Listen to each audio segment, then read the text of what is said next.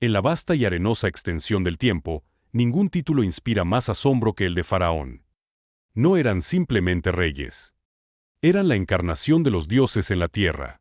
Durante 3000 años, más de 300 faraones llevaron la doble corona del Alto y Bajo Egipto. La mayoría, hoy, son solo nombres tallados en piedra, borrados por el viento del desierto. Pero algunos fueron diferentes. No hablamos de los más famosos por el oro en su tumba, como Tutankamón. Hablamos de los más imponentes. Aquellos cuyo poder era tan absoluto que podían mover montañas, desafiar a los propios dioses, conquistar imperios y grabar su rostro tan profundamente en la historia que ni 3 milenios han podido borrarlo. Hoy, en Momentos de la Historia, viajamos al corazón de bronce y oro de Egipto para contar la historia de los 5 faraones más imponentes que jamás hayan existido.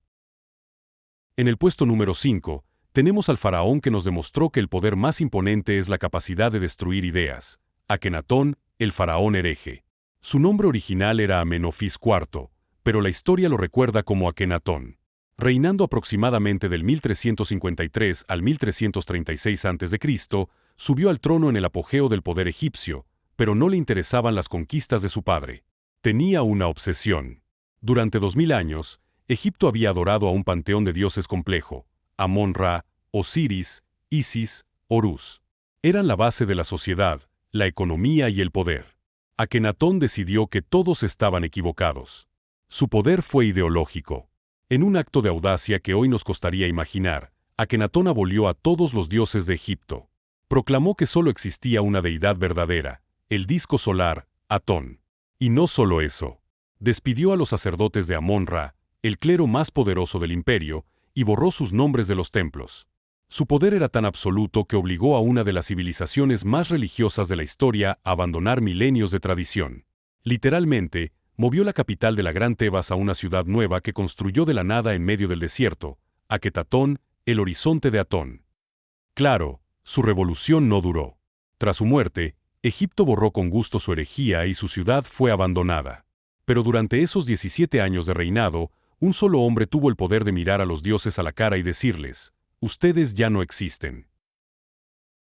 En el puesto número 4, retrocedemos en el tiempo, a una era donde el poder no se medía en dioses, sino en piedra, Keops, el constructor de la eternidad.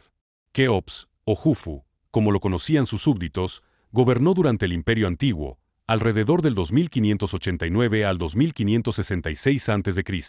Y solo hizo una cosa por la que es recordado: la Gran Pirámide de Giza.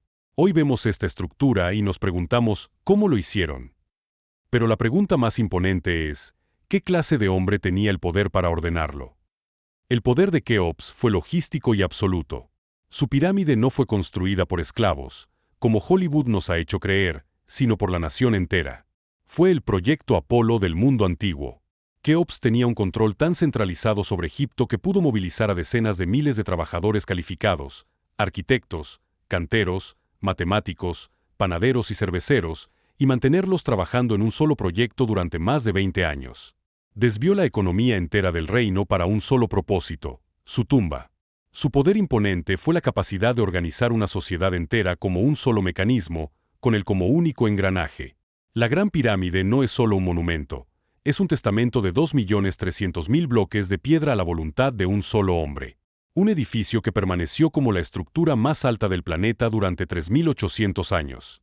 Keops no solo construyó una tumba, construyó un monte artificial que demostraba que su poder era tan perdurable como la piedra misma. Nuestro puesto número 3 es para una gobernante que rompió todas las reglas y demostró que el poder no tiene género: Hatshepsut, la reina que se convirtió en rey. La historia de Hatshepsut, cuyo reinado se sitúa aproximadamente entre el 1479 y el 1458 a.C., es una clase magistral de política y propaganda. Cuando su esposo, Tutmosis II, murió, el heredero era su hijastro, un niño pequeño. Hatshepsut debía ser solo la regente. Pero el poder temporal no era suficiente para ella. En lugar de hacerse a un lado, Hatshepsut comenzó a transformar su imagen. Su poder fue la audacia política. Lentamente, empezó a adoptar los títulos de faraón.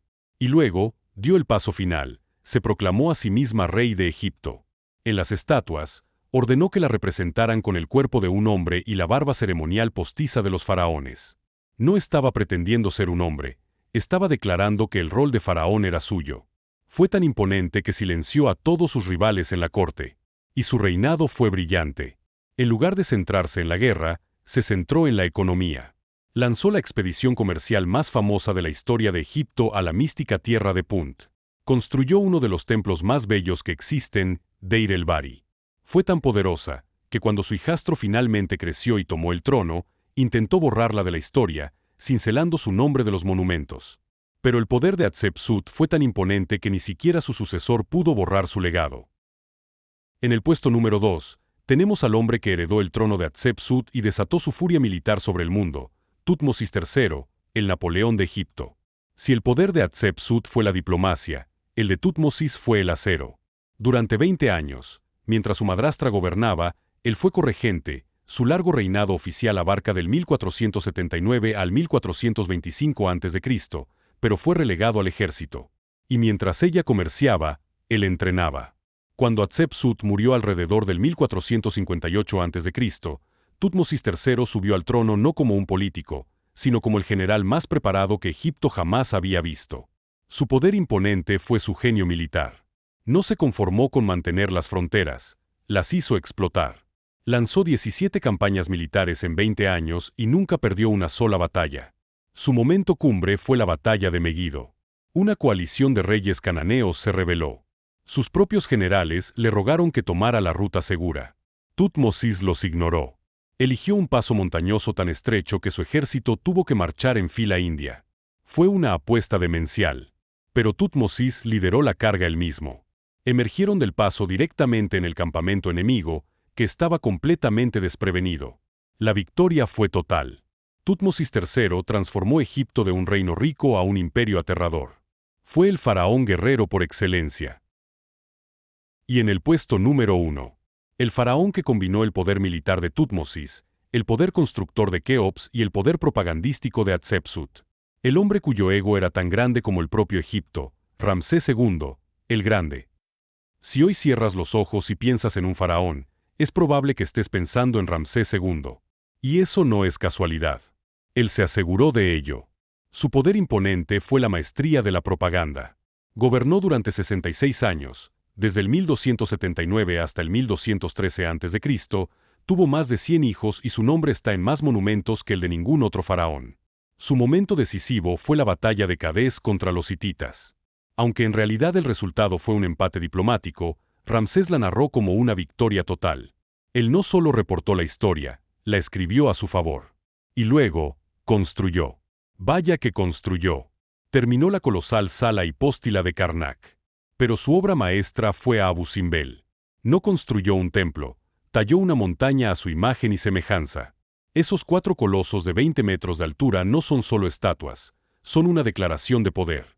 Un mensaje que decía: yo soy Ramsés. Soy un dios. Y este es mi imperio. Fue tan imponente que 9 faraones después de él tomaron su nombre, tratando desesperadamente de igualar su gloria. Ramsés II no fue solo un faraón, fue el faraón. El constructor, el guerrero, el propagandista y el dios. El gobernante más imponente en 3000 años de historia. Desde la revolución de un hereje hasta la voluntad de un constructor de pirámides. Desde la ambición de una reina hasta la furia de un conquistador y el ego de un dios en la tierra. Estos 5 gobernantes no solo lideraron Egipto, moldearon la idea misma del poder.